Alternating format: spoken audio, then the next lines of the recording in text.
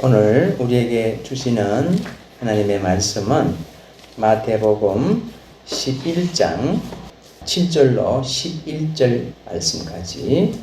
그들이 떠남에 예수께서 우리에게 요한에 대하여 말씀하시되 너희가 무엇을 보려고 광야에 나갔더냐? 바람에 흔들리는 갈대냐? 그러면 너희가 무엇을 보려고 나갔더냐? 부드러운 옷 입은 사람이냐? 부드러운 옷을 입은 사람들은 왕궁에 있느니라. 그러면 너희가 어찌하여 나갔더냐? 선지자를 보기 위함이었더냐? 옳다. 내가 너희에게 이르노니 선지자보다 더 나은 자니라. 기록된 바 보라, 내가 내 사자를 내 앞에 보내노니 그가 내 길을 내 앞에 준비하리라 하신 것이 이 사람에 대한 말씀이니라.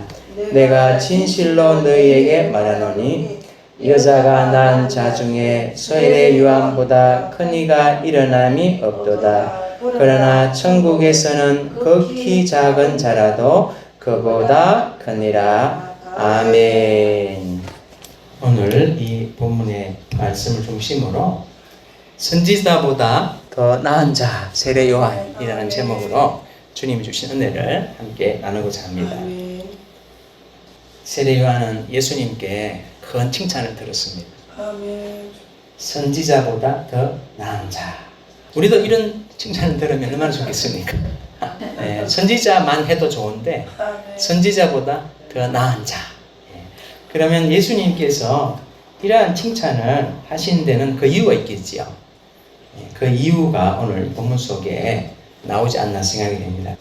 왜 세례 요한은 이런 칭찬을 들은 사람이 되었는가? 먼저 그 근거를 두 가지를 먼저 살펴보고 그 다음에 예수님의 평가에 대한 내용을 좀 더 구체적으로 살펴보도록 하겠습니다. 자, 왜 세례 요한은 이런 칭찬을 들었는가? 제가 보니까요, 첫 번째 이유는 사역의 중요성. 구약에도 선지자들이 많이 있지 않습니까? 그들도 메시아의 고난과 영광을 예언을 했지요. 그런데 그분들은 누구를 어느 때를 지시하시는지를 몰랐어요. 그래서 베드로전서에서 베드로 사도는 부지런히 살펴서 연구했다고 말하고 있습니다. 그런데 세례 요한은 어떤 사람이냐면 예수님과 동시대 인물이에요. 예수님하고 나이는 6개월 차입니다. 그리고 예수님께 세례를 베풀었죠. 예수님에게 직접 세례를 베푼 사람이에요. 이거 하나만 해도 대단한 거죠. 둘째로는 사람들에게 예수님을 소개한 사람이에요. 어떻게 소개했느냐? 요한복음 1장 한번 가보겠습니다. 1장 29절. 이튿날 요한이 예수께서 자기에게 나오심을 보고 이르되 보라, 세상 죄를 지고 가는 하나님의 어린 양이로다. 이렇게 소개를 하는 거예요. 하나님의 어린 양이다. 이 말 속에 깊은 뜻이 들어있지 않습니까? 자, 그리고 또 어떻게 소개를 하냐면은 우리 31절 한번 읽겠습니다. 나도 그를 알지 못하였으나 내가 와서 물로 세례를 베푸는 것은 그를 이스라엘에게 나타내려 함이라 하니라. 자신의 목적은 뭐다? 예수님을 백성들에게 나타내는 거죠. 나타내는 거. 이 세례 요한의 사역은 예수님을 동시대의 백성들에게 소개를 해줘. 그 다음에 셋째는 이게 더 중요한 겁니다. 셋째. 세례 베풀고 소개하는 것보다 더 중요한 게 있어요. 그게 뭐냐면 사람들의 마음을 준비시키는 거예요. 마음을 준비시키는 거예요. 이것을 다른 말로 이사야서 40장에서는 광야에서 외치는 소리가 있다 그랬죠? 무엇을 예비하라? 길을 예비하라. 이게 가장 핵심적인 사역이에요. 예를 들면 오늘 이 자리에 길이 가는 분을 불러가지고 여기 앉혀놨어요. 앉혀놨다고 해서 그분이 영과 진리 예배가 됩니까? 안 되는 거예요. 왜? 마음에 뭐가 안 됐기 때문에? 준비가 안 된 거예요. 예수님이 오신다고 해서 되는 게 아니에요. 예수님이 오기 전에 사람들의 마음의 상태는 뭐냐면 골짜기 같고 산과 언덕과 같고 험한 곳과 같은 거예요. 그러니까 이 마음을 평지로 만들지 않으면 예수님이 들어갈 수가 없는 거예요. 그래서 이러한 상태, 즉 죄와 고난으로 피폐하고 완악한 심령의 상태. 이거를 세례 요한이 회개를 선포를 했어요. 회개를 선포함으로써 예수님께서 인간의 마음으로 들어가는 고속도로를 세례 요한이 만든 거예요. 그런데 이것은 세례 요한만의 사역이 아니라 지금도 마찬가지라고. 오늘 우리 대표 기도를 하실 때 회개의 중요성에 대해서 말씀하셨잖아요. 저도 기도를 들으면서 우리 예배 드릴 때 예배만 좀 더 초점 맞췄지 그 예배를 드리기 전에 하나님 앞에 회개하고 정결되는 시편 51편의 부분이 좀 약하지 않았나 그런 생각을 했는데, 자, 이 회개에 대해서 예수님이 중요성을 어디서 이야기를 하시냐면요, 계시록 3장에서 말씀하세요. 우리 한번 찾아볼까요? 계시록 3장 19절과 20절입니다. 물은 내가 사랑하는 자를 책망하여 징계하노니 그러므로 내가 열심을 내라. 회개하라. 볼지어다 내가 문 밖에 서서 두드리노니 누구든지 내 음성을 듣고 문을 열면 내가 그에게로 들어가 그와 더불어 먹고 그는 나와 더불어 먹으리라. 19절 끝에서 뭐라고 말합니까? 회개하라 하시죠. 자, 그런데 회개를 안 하면 20절에서 예수님이 뭐라고 말씀하세요? 회개가 없으면 마음에 못 들어오시고 어디 계신다? 문 밖에 계시는 거예요. 예수님이 문 밖에 계시는 거예요. 그런데 회개가 되면 어디로 들어온다? 마음 안으로 들어간다. 안으로 들어오셔서 같이 먹고 마신다고 그러잖아요. 동고동락한다. 그래서 이 회개는 신약 시대나 구약 시대나 세례 요한 시대나 회개는 정말 중요한 것이라는 거예요. 예. 이 세 가지 사역을 한 사람이 구약에 어느 선지자도 없어요. 예수님을 구약 선지자들은 소개하기는 했는데 그분의 고난과 영광을 먼 발치에서 소개를 했는데 그들도 어느 때와 누구를 지시하시는 걸 몰랐어요. 그래서 부지런히 살펴서 연구했어요.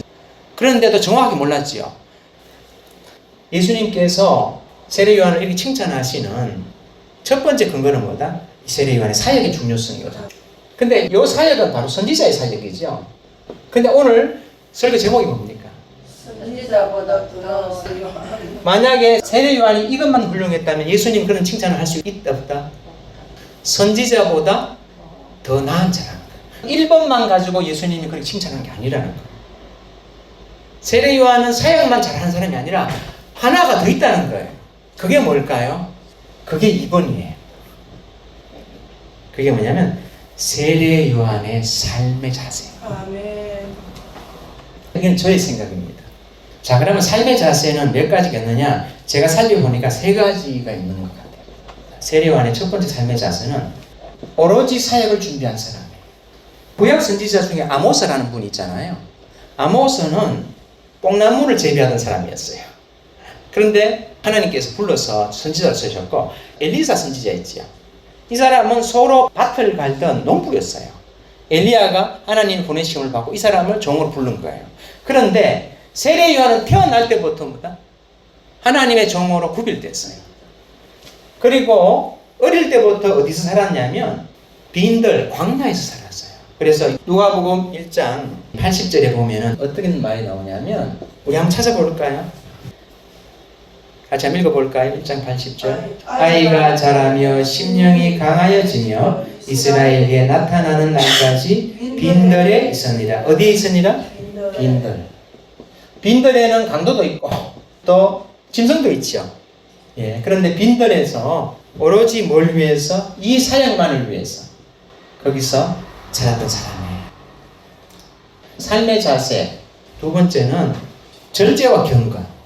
이것이 어디서 나타나냐면 복장에서 나타납니다. 그가 입었던 복장이 뭐였어요? 낙타 트롯이지요. 먹었던 음식은 메뚜기와 석청이지요. 그래서 우리 낙타 트롯 하면 이렇게 생각하기 쉽잖아요. 가죽옷이라 생각하기 쉽잖아요. 가죽옷이 아니래요. 낙타 털로 짠 거친 옷이에요. 옷이 상당히 두껍겠죠. 요즘처럼 섬유가 좋고 또 오리털 이런 게 있으면 가볍잖아요. 그런데 낙타 털옷이기 때문에 거칠게 짠 두툼한 옷이었을 거예요. 그러니까 사역을 하고 활동을 하려면 허리를 단단히 묶어야 되니까 가죽띠로 단단히 묶은 거예요. 그러니까 모습이 어땠습니까? 세련되지 않은 좀 촌스러운 그런 모습이에요. 이것이 가난한 사람들의 옷차림이었다. 왜? 이거 한 벌 있으면 낙타털이 얼마나 튼튼하겠습니까? 평생 한 벌이면 되는 거라. 그 다음에 음식은 뭐냐면 석청과 메뚜기. 팔레스타인 지방은 아시는 대로 젖과 꿀이 흐르는 땅이죠. 그 야생 꿀이 많아서 꿀을 먹고, 그 다음에 메뚜기는 성경에서 정결한 곤충이라고 하잖아요. 그래서 먹을 수 있는 식용이죠. 이것도 마찬가지로 누가 먹는 거냐면 하층민들이 먹었던 음식이라고 말합니다. 그래서 이 두 가지를 통해서 우리는 뭘 알 수 있습니까? 오직 사역만을 준비하고 새 속에 물들지 새 속에 물들지 않았던 거. 그 다음에 세 번째 세례요한의 삶의 자세는 뭐냐면 겸손이에요. 근데 예수님이 나타나기 전에 세례요한의 영향력은 절대적이었어요. 백성들이 세례요한의 세례를 받기 위해서 마태복음 3장 5절과 6절에 보면요, 예루살렘과 온 유대와 요단강 사방에서 다 그에게 날아와 세례를 받았다고 그래요. 세례 안 받은 사람 있다 없다? 거의 없는 거예요. 그리고 백성들은 누가복음 3장 15절에 보면 심중에 이 세례요한은 뭐라고 생각했냐면 메시아 아닌가 이렇게 생각한 거예요. 그 영향력이 그만큼 절대적이었어요. 자, 둘째는 종교 지도자들. 자, 요한복음 1장 19절 한번 찾아볼까요? 다 같이 시작. 유대인들이 예루살렘에서 제사장들과 레인들을 요한에게 보내어 내가 누구냐 물을 때에 요한의 정언이 이러하니라. 여기서 이들을 보낸 사람들이 누구냐면 바리새인과 사두개인들, 장로들, 그러니까 지도자들이에요. 지도자들도 세례 요한의 그 영향력이 너무나 절대적이니까 보내서 당신이 메시아냐 이렇게 물어본 거예요. 그렇게 하니까 그의 대답이 나옵니다. 우리 23절 같이 한번 읽겠습니다. 이르되 나는 선지자 이사야의 말과 같이 주의 길을 곱게 하라고 광야에서 외치는 자의 소리로라 하니라.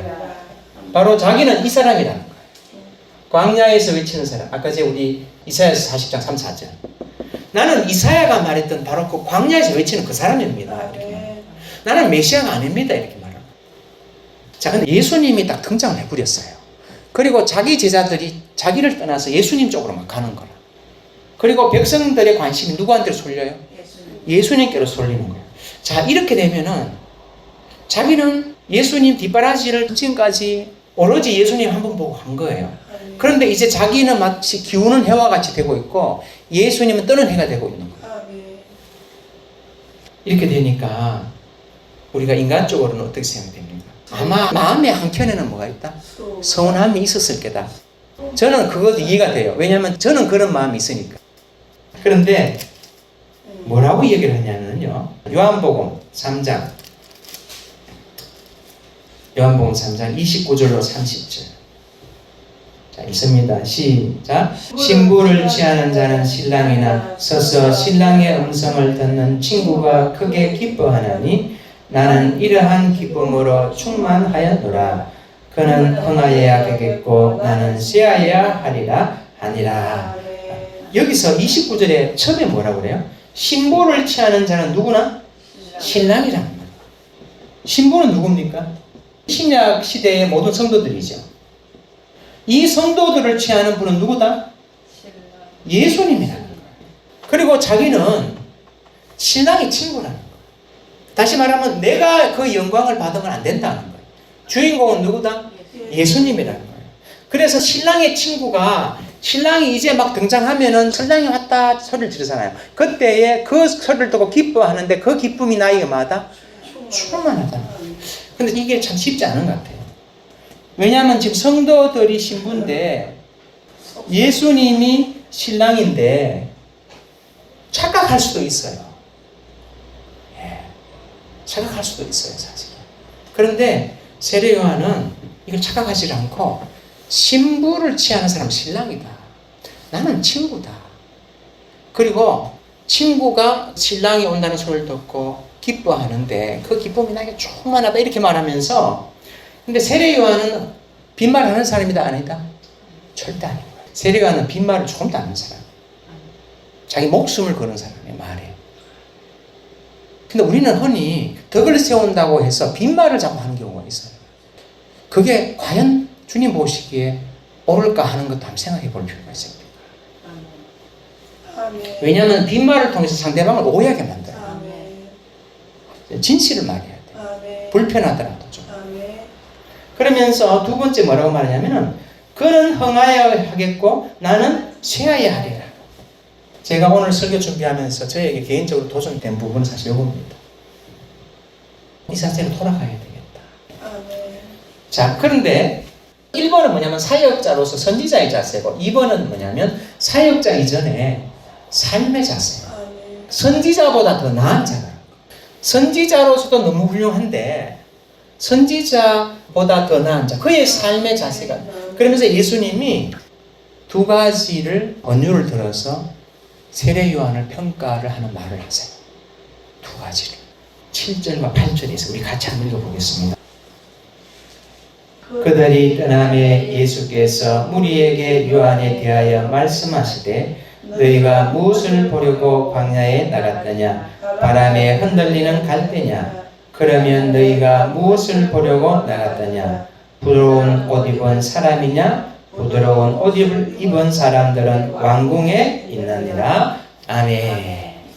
여기서 예수님이 이 두 가지 언유로 세례 요한이 어떤 사람인가를 평가를 하세요. 첫째는 바람에 흔들리지 않는 사람이다. 예. 여러분 바람이 뭘까요? 바람은 세상의 평가, 세상의 평판, 세상의 권력 이런 것을 이야기합니다. 구약 시대에 많은 선지자들이 있었는데 그 중에서 이 바람에 흔들린 선지자들이 많았어요, 적었어요? 다수가 여기에 속해 있습니다. 다수가 참 선지자가 아니고 거짓 선지자가 된 이유가 바로 이 바람 때문이었습니다. 왜냐하면 사람들의 귀에 거슬리는 말을 하면 된다 안 된다? 안 되기 때문에 사람들의 귀에 거슬리는 말을 하면 인기가 있어요 없어요? 인기가 없어요. 그렇기 때문에 사람들의 귀에 듣기 좋은 말을 하기 위해서 하나님이 주시지 않은 말도 하고 하나님이 보여주시지 않는 꿈도 말하고 완전히 하나님과 무관한 사람이 다 되어버렸어요. 예레미야 시대에 얼마나 많았습니까? 그런데 예수님이 뭐라고 말하냐면 세례 요한은 바람에 흔들리지 않는 사람이다. 이것을 보여주는 사건이 있어요. 그게 뭐냐면 누가복음 3장에 보면은 세례 요한의 사역이 쭉 나오는데 한번 찾아가 볼까요? 거기에 보면은 지금 세례를 받으러 사람들이 막 오는데 세 종류의 사람이 옵니다. 첫째는 누가 오냐면 백성들이 와요. 둘째는 좀 문제 있는 사람들, 세리들과 군인들이 와요. 그 다음에 셋째는 종교 지도자들이 와요. 바리새인들과 사두개인들. 자, 이 세 사람들이 올 때에 세례 요한이 뭐라고 이들에게 말하는지 한번 볼까요? 11절 우리 같이 한번 읽어볼까요? 대답하여 이르되 옷 두 벌 있는 자는 옷 없는 자에게 나눠줄 것이요 먹을 것이 있는 자도 그렇게 할 것이니라 하고. 자, 백성들이 하는 말이에요. 옷 두 벌 있으면 한 벌은 누구한테 줘라? 없는 자한테 주라는 거예요. 먹을 것도 나눠주라는 거예요. 이런 말 들으면 기분이 좋습니까? 별로입니까? 더 가질 수 있는 방법을 알려줘야 되는데 네 있는 걸 나눠주라는 거예요. 들어서 좋을 사람이 아무도 없어요. 이거는. 그러니까 세례 요한한테 가봤자 뭐다? 성공하는 방법을 가르친다? 손해보는 방법을 가르쳐. 그 다음에 세리와 군인들이 왔는데 13절 우리 같이 읽습니다. 이르되 부과된 것 외에는 거두지 말라. 뭐 하지 말라? 과잉징수? 하지 말라는 거예요. 이 세리들은 지금 이거 가지고 배불리는 사람이지요. 그러니까 세리들이 들어서 좋을 게 아무것도 없는 거예요. 그다음 군인들은 힘이 있잖아요. 14절 보세요. 자, 14절 같이 읽습니다. 군인들도 물어 이르되 우리는 무엇을 하리까 하며 이르되 사람에게서 강탈하지 말며 거짓으로 고발하지 말고 받는 급료를 족한 줄로 알라 하니라. 뭐 하지 말라? 강탈하지 말라. 그리고 받는 월급으로 족한 줄 알아. 이런 말 다 듣기 별로예요. 이거는. 그런데 더 듣기 싫은 말을 해요. 누구에게? 종교 지도자들에게. 종교 지도자들이 오니까 뭐라고 하냐면은 우리 마태복음 3장으로 다시 돌아갑니다. 예. 7절 한번 볼까요? 마태복음 3장 7절. 요한이 많은 바리새인들과 사두개인들이 세로 베푸는 대로 오는 것을 보고 이르되 독사의 자식들아 누가 너희를 가르쳐 임박한 진노를 피하라 하더냐. 자, 지금 누구 자식들이라고 해요? 독사는 성경에서는 마귀지요. 그게 마귀의 자식들. 그런데 지금 이 사람들이 숫자가 많이 온다고 그러지요. 질문하러 오는 사람도 있겠지만은 자기들도 세례를 받으려고 하는 거예요. 그런데 세례 못 받는다는 거예요. 왜? 세례하기 전에 뭐부터 해라? 예수님이 계시록 3장에서 먼저 회개하면은 만다 문 밖에 서서 두드리다가 안으로 들어간다는 거예요. 회개 안 하면은 계속 문 밖에 있으면 두드리고 있는 거예요. 세례받는 빈말하는 사람이다. 빈말 안 하는 거예요. 앞서 요한복음 3장에서 신랑의 친구가 신랑의 소리를 듣고 기뻐하는 내게 그 기쁨이 충만하다 하고 나는 쇠하여야 하다. 이게 빈말로 한 거다. 인사치리가 아니라는 거예요. 자기 진심인 거예요. 진심. 이 진심이 저에게 좀 있었으면 좋겠어요.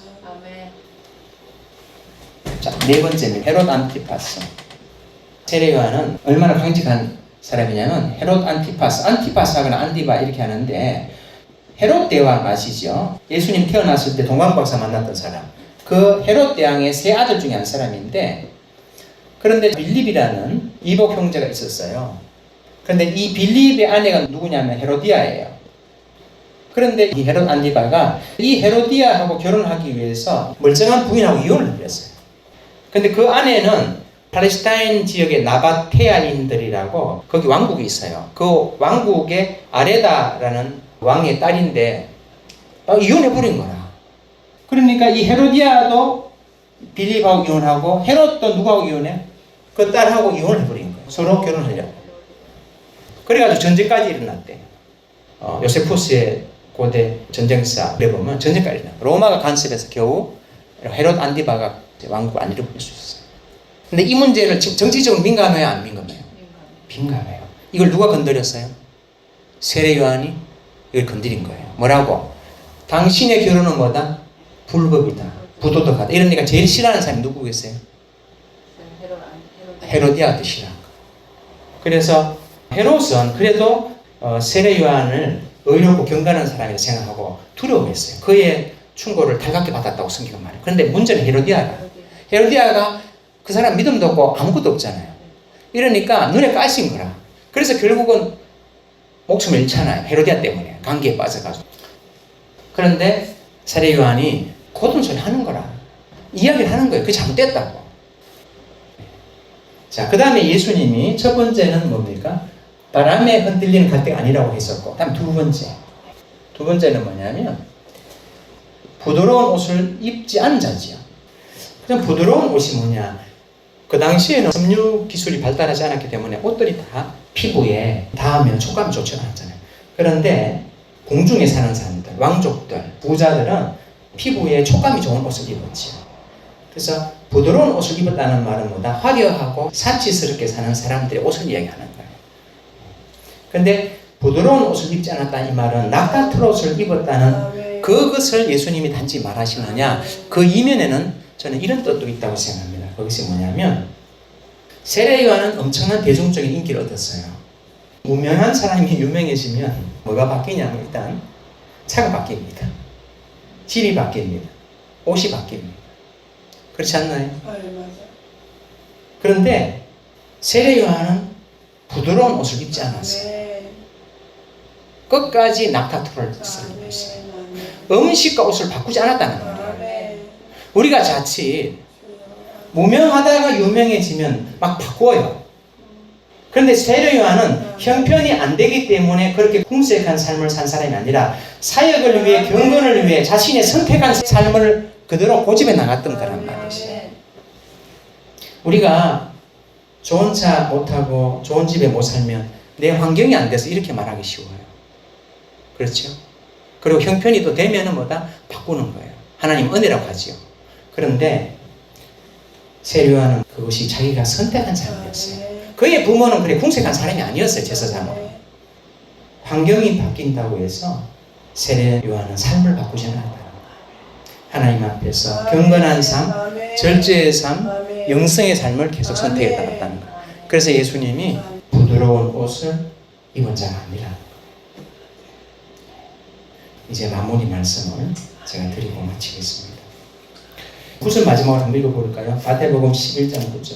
그러면 너희가 어찌하여 나갔더냐? 선지자를 보기 위함이었더냐? 옳다. 내가 너희에게 이르노니 선지자보다 더 나은 자니라. 아멘. 예수님이 훌륭한 선지자였다. 아멘. 참 선지자였다. 이렇게만 말씀하신 게 아니에요. 선지자보다 더 나은 자다. 그의 사역이 중요했지만 그것도 중요했지만 그의 삶의 자세가 아멘. 훌륭했다는 거예요. 아멘. 예수님 보시기에 아멘. 여자가 낳은 자 중에 세례 요한보다 큰 이가 일어남이 없도다라는 칭찬을 받을 만한 사람이었다는 거예요. 오로지 예수님 한 분만 바라보고 그 한 분만을 바라보고 자기가 지는 해가 될지라도 그것을 기쁘게 생각하고 형장의 이슬로 사라졌던 세례 요한. 그는 위대한 하나님의 종이었다고 생각됩니다. 그의 사역적인 측면에서는 저와 같은 주의 종에게 모범이 되는 사람이고 그의 삶의 측면에서 보면 모든 성도들에게 모범이 되는 귀감이 되는 신앙 인물이었다고 생각합니다. 여러분과 저도 주의 종이 되었던 성도가 되었던 오늘 이 세례 요한의 사역과 삶의 자세를 묵상하고 하나님이 기뻐하시는 삶, 다시 말해 예수님이 칭찬하시는 삶이 무엇인지 한번 생각하면서 주님이 기뻐하시는 삶으로 한 걸음 더 나아가는 복된 계기가 되길 소망합니다. 아멘. 성령님께서 이를 위해 도와주시고 힘주시고 인도해 주시길 기도합니다. 아멘.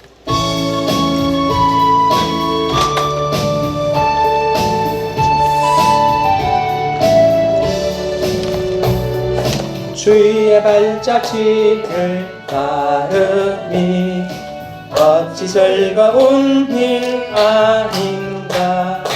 마음의 맑은 하늘 열리고 밝은 빛이 비친다. 발자취를 따라가자 기쁜 마음으로 발자취를 따라가자 찬송하며 즐겁게 주의 발자취를 따르니 어찌 행복한 일 아닌가. 마음의 악한 생각 사라져 밝은 마음 싹 든다. 발자취를 따라가자 기쁜 마음으로 발자취를 따라가자 찬송하며 즐겁게 주의 발자취를 따르니 어찌 든든한 일 아닌가. 마음의 두려움은 사라져 새로운 힘 솟는다. 발자취를 따라가자 기쁜 마음으로 발자취를 따라가자 찬송하며 즐겁게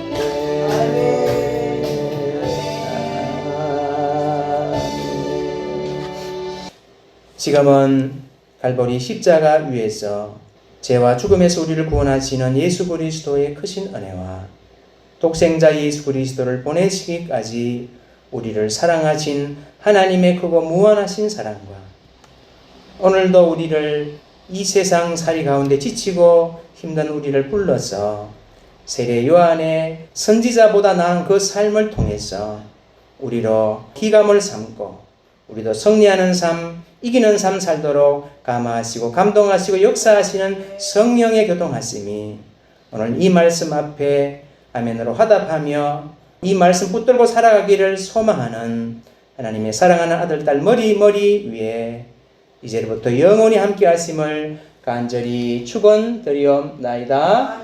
아멘.